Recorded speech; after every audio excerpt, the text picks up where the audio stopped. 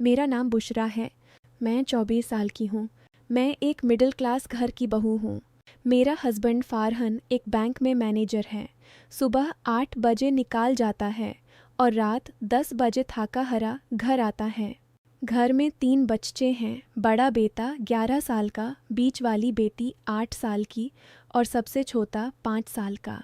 दिन भर इन तीनों को संभालना, घर का काम, खाना बनाना, मैं थक जाती हूँ। लेकिन सबसे बड़ी तकलीफ़ ये है कि फरहान मुझे फ़िज़िकली कभी खुश नहीं रखता। शादी को 12 साल हो गए हैं, लेकिन रात को वो बस 5 मिनट में सो जाता है। मैं अपने दिल की प्यास कभी नहीं बुझा पाती। रात को अकेली लेती हूँ तो दिल में एक आग सी जलती है। हमारे बगल वाले घर में नए नए लोग आए थे। नाम था दानिश। उम्र 29 साल, लंबे कड़का, मजबूत बॉडी, शार्प चेहरा और वो मुस्कुराहट जो दिल छू लेती थी। वो अकेला रहता था, सॉफ्टवेयर कंपनी में काम करता था। सुबह गार्डन में एक्सरसाइज करता, शर्ट उतर के बॉडी दिखता थी। मैं रोज़ छत से उसको देखती थी। उसके मसल्स, उसकी पसीने से चमकती स्किन। दिल में एक अजीब सी हिचकी सी उठने लगी थी। पहले तो सिर्फ नज़र ही थी, फिर धीरे धीरे बातें शुरू हुई। एक दिन बिजली चली गई थी। फरहान ऑफिस में था और बच्चे स्कूल में। मैं पानी का कूलर लेने के लिए बाहर निकली। दानिश अपने घर के बाहर खड़ा था। उसने मस्कुरेट हुए कहा, भाभी कूलर हैवी है, मैं उठा देता हूँ। उसने कूलर उठाया और मेरे घर के अंदर रख दिया। जब वो झुका तो उसकी शर्ट ऊपर चढ़ी और उसकी टाइट वेस्ट दिखी। मेरी नज़र वहाँ रुक गई। उसने नोटिस किया और हल्के से मुस्कुराया। उस दिन से सिलसिला शुरू हो गया। रोज़ खोती खोती बातें। कभी वो बच्चों के लिए आइसक्रीम लाता, कभी मैं उसके लिए चाय भेजती।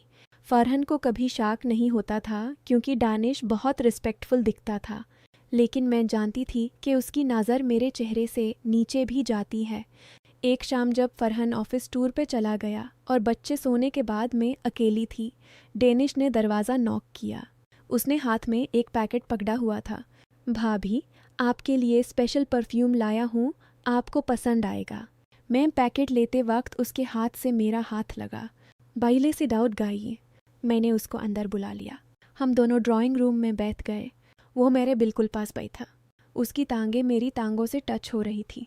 वो धीरे से बोला, भाभी आप इतनी खूबसूरत हो, फिर भी इतनी उदास क्यों रहती हो? मैं आंखें झुका कर बोली, दानिश कुछ बातें दिल में ही रहती हैं। उसने मेरा हाथ पकड़ लिया और बोला, अगर दिल खोलना हो तो मैं हूं ना। उस रात हम दोनों बहुत देर तक बातें करते रहे। उसने मेरी पीठ पर हाथ फेर दिया। मेरी सांसें तेज हो गई। वो मेरा सर अपने कंधे पर रख कर बैठा रहा। उसके हाथ मेरी कमर पर घूम रहे थे। टेंशन इतनी थी कि लग रहा था अब कुछ भी हो सकता है, लेकिन वो रुक गया और बोला, भाभी मैं आपको कभी तकलीफ़ नहीं देना चाहता। उसके बाद हर रात का इंतज़ार होने लगा। जब बच्चे सो जाते मैं दानिश को मैसेज करती। वो चुपके से आ जाता। कभी वो मुझे गाले लगाता, कभी मैं उसके सीने पर सर रख लेती। उसकी उंगलियां मेरी गर्दन, मेरी पीठ, मेरी थाइस पर घूमती। मेरी सांसें तेज हो जाती। वो मुझे वो प्यार देता जो फरहान कभी नहीं दे सका। मैं उसके साथ हर रात नई दुनिया में पहुंच जाती। वो मुझे इमोशनली और फिज़िकली दोनों तरह से खुश रखता था, लेकिन हर खुशी के साथ एक डर भी था। फरहान को कभी शक हो जाए तो सब खत्म। बच्चों के सामने भी कुछ नहीं बोल सकती थी। मैं रात को सोचती रहती, ये खेल कब तक चलेगा। फिर एक दिन फरहान ने मुझे बोला, बुशरा मैं 10 दिन के लिए यूरोप टूर पे जा रहा हूँ। दिल खुशी से नख उठा। 10 दिन सिर्फ मैं और दानिश। उस 10 दिन में हम दोनों ने हर पल जिया। रात भर वो मेरे साथ रहता। हम दोनों बेड पर लेटकर बातें करते, हाथ पकड़ते, गाले लगाते। उसकी उंगलियां मेरी पूरी बॉडी पर घूमती। मेरी सांसें उसके कान में पड़ती।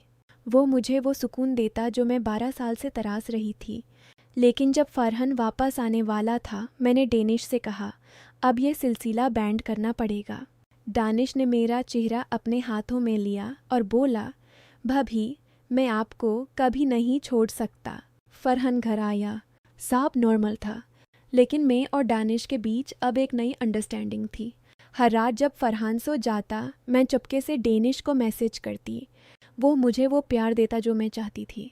मैं अपने 3 बच्चों की माँ थी, एक पति की बीवी थी, लेकिन डैनिश के साथ मैं सिर्फ एक औरत थी जो प्यार और सुकून की भूखी थी। और ये छुपा खेल आज भी चल रहा है। गांव के लोगों को कुछ नहीं पता, फरहन को कुछ नहीं पता। सिर्फ मैं और डैनिश जानते हैं कि असल में क्या चल रहा है।